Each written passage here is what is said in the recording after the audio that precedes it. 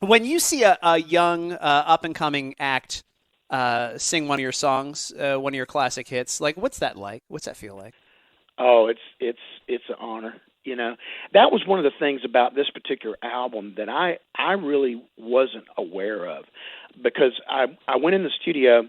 Dave Cobb, who is a producer that I worked with on this album, he produces albums for everybody from Chris Stapleton to Jason Isbell to Sturgill Simpson down the line, and he set me up with some of his favorite songwriters before we ever started actually going in the studio and working on this album. And the one thing that really shocked me, all these young songwriters that I had never written with before, almost every single one of them told me how much my music had influenced them when they were just kids, just young kids.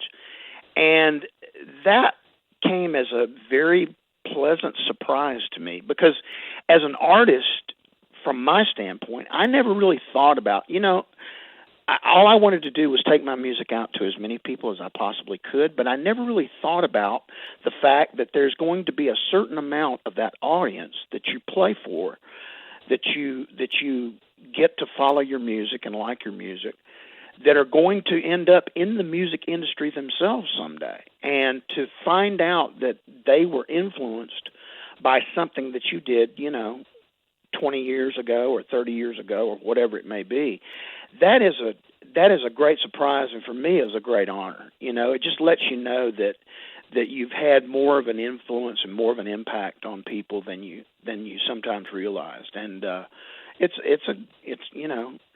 a very flattering thing. It's a very humbling thing for me, but it's something that I really, especially if they do a great job on it. It's something that really I take a lot of pride in.